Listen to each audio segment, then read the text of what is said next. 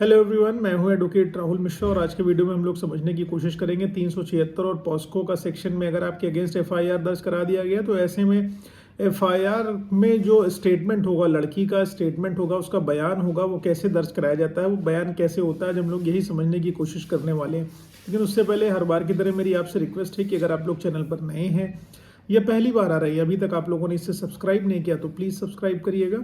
साथ ही साथ एक हम्बल रिक्वेस्ट और है, अगर आप मुझसे पर्सनली मिलना चाहते हैं लखनऊ, दिल्ली, इलाहाबाद में, तो आप अपनी अपॉइंटमेंट शेड्यूल कराकर मुझसे डायरेक्टली मिल सकते हैं, टेलीफोनिक कन्वर्सेशन कर सकते हैं। नंबर आपको डिस्क्रिप्शन में मिल जाने वाला है। चलिए वीडियो स्टार्ट करते हैं। देखिए, जैसे पॉस्को में एफआईआर दर्ज होती है, पुलिस वाले कोशिश पहले यही करते हैं, लड़की वालों से कहते हैं कि आप कोई ऐसा आधार ले आओ जिससे हम लड़की को माइनर साबित कर दें, और लड़के के ऊपर एफआईआर है भी लिख देते हैं, पॉस्को में लगा देते हैं ताकि इसकी जमानत ना हो सके। और उधर लड़के वाले से कहते हैं कि तुम्हारे ऊपर पॉस्को के एलिगेशन लगे हुए हैं, धारा कम करवानी है क्या, बढ़ानी है, घटानी, क्या करना है बताओ, पैसे दो मुझे, मैं इसमें आगे कार्रवाई करूंगा। और पुलिस वाले होते किसी के नहीं है, अल्टीमेटली होते किसी के नहीं है, सिर्फ उल्लू बनाते हैं। ठीक है, चलिए देखिए, जैसे पॉस्को की एफआईआर रजिस्टर होगी, सबसे पहला काम पुलिस का क्या होता है? पुलिस का काम होता है कि वो लड़की को बरामद करे। लड़की, क्योंकि पॉस्को बोला गया है कि पॉस्को का रूलिंग यही है कि prevention of child from sexual offences, उन बच्चों की रक्षा करना है जो सेक्सुअल ऑफेंसेस से उनकी रक्षा हो सके। तो इसलिए पॉस्को में एफआईआर जैसे रजिस्टर होती है, पुलिस की जिम्मेदारी बनती है कि वो लड़की को पहले बरामद कराए। तो ऐसी कंडीशन में पुलिस क्या करती है? लड़की को बरामद कराती है। लड़की को बरामद कराने के बाद पहला काम क्या करना है? उनको 161 का स्टेटमेंट कराना है। अब 161 का स्टेटमेंट पुलिस अपने दबाव में या किसी भी तरीके से, बोलो कुछ भी, पुलिस वाले उसको लिख देते हैं अपने हिसाब से। तो 161 के स्टेटमेंट इसीलिए कोर्ट में एडमिसिबल नहीं होते हैं, वो माने नहीं जाते हैं।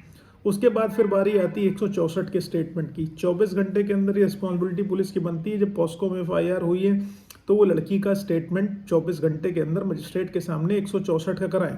अब 164 का जब स्टेटमेंट होएगा तो मजिस्ट्रेट साहब उसमें लड़की का नाम, पता, एज और एड्रेसेस और बाकी डिटेल्स उससे पूछते हैं, सारी की सारी डिटेल पूछते हैं कि मर्जी से गई थी कि भाग के गई थी, कि क्या हुआ था, कौन लेके गया था, सारी की सारी डिटेल जो है उसमें मजिस्ट्रेट साहब पूछते हैं। 164 के बारे में डिटेल में पहले बता चुका हूँ, उसको आप देख लीजिएगा, यहाँ बात नहीं करेंगे। अब लड़की 164 का स्टेटमेंट हो गया, 161 का स्टेटमेंट हो गया, ठीक है। अब जब 164 का स्टेटमेंट हो गया, अगर लड़की बालिग है, ठीक है, तो वो जिसको बताएगी कि मुझे इस व्यक्ति के पास जाना है तो उसको सुपुर्द कर दिया जाएगा। लेकिन अगर लड़की बालिग नहीं है तो इस कंडीशन में, अगर उसके पेरेंट्स नहीं है उसके साथ, उसको ले जाना नहीं चाहते हैं, तो लड़की को नारी निकेतन भेज दिया जाएगा, वरना क्या किया जाएगा? लड़की को उसके पेरेंट्स को सौंप दिया जाएगा। और ऐसे मैटर में पुलिस, देखिए, बहुत रफ्तार से काम करती है। फिर क्या होता है, क्योंकि उसको वसूली अल्टीमेटली लड़के वाले से पैसे की करनी है किसी भी हालत में, ठीक है। अब जब 161 हो गया, 164 हो गया, इसके बाद बारी क्या आती है? उसके बाद पुलिस क्या करती है? चार्जशीट लगा देती है। अब इस दौरान आरोपी ने अगर अपनी जमानत करा रखी या नहीं करा रखी, वो अलग का विषय है, ठीक है। अब चार्जशीट पुलिस ने दाखिल कर दी, पुलिस का काम यहाँ से खत्म हो गया। अब यहाँ से न्याय की प्रक्रिया शुरू हो जाएगी। अब कोर्ट क्या करेगी? चार्जेस फ्रेम करेगी। चार्जेस फ्रेम करने के बाद एविडेंस की स्टेज आएगी।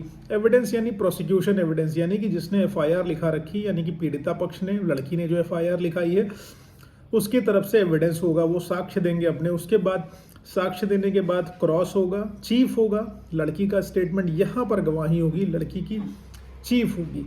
जो चीफ होता है, यही समझ लीजिए फाइनल बयान माना जाता है, क्योंकि यहाँ पर लड़की कह सकती है कि दरोगा जी ने मारपीट के मुझसे बयान लिखवाया है, ज़बरदस्ती लिखवाया, मैं लड़के के साथ मर्जी से गई थी और वो मुझे नहीं लेके गया था, या जो भी यहाँ पर जो लड़की बयान देगी, उसी बयान के आधार पर ही पनिशमेंट होती है। चीफ और क्रॉस के बेसिस पर ही किसी को सजा होती है। 161 और 164 के बयान के बेसिस पर कतई किसी को पनिशमेंट नहीं होती है, ठीक है।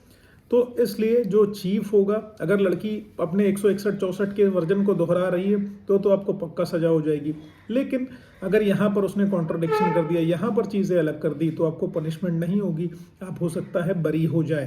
तो 161-64 के अलावा जो चीफ और क्रॉस है वो बहुत अहमियत रखता है। अब यहाँ पर चीफ और क्रॉस का दौर ओवर हो चुका है, तो 313 की स्टेज आएगी, 313 सीआरपीसी की स्टेज आएगी। इसमें जो आरोपी होगा, आरोपी को इसमें समस्त बातें बताई जाएंगी कि लड़की ने आपके खिलाफ चीफ में ये कहा है, क्रॉस में ये कहा है, सारी की सारी चीज़ें बयान उसने आपके अगेंस्ट ये कहे हैं। अगर आपको ये जुर्म स्वीकार है तो हम आपको यहीं से जजमेंट कर देते हैं, सजा कर देते हैं। अगर आपको ये जुर्म स्वीकार नहीं है तो आगे की कार्रवाई करते हैं। अब जुर्म जब अस्वीकार कर दिया जाएगा तो जाहिर सी बात है डिफेंस एविडेंस की बारी आ जाएगी।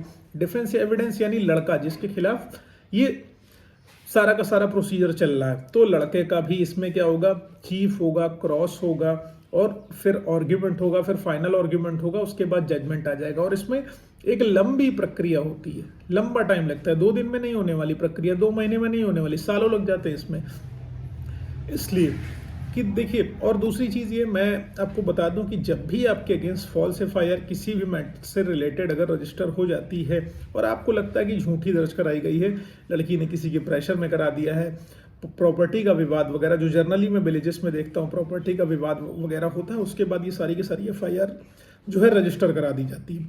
तो अगर ऐसी एफआईआर आपके अगेंस्ट रजिस्टर हो गई है तो भाई साहब तुरंत पहला इनिशियल स्टेप आपको चाहिए कि आप एफआईआर क्वेश्चनिंग में भागिए।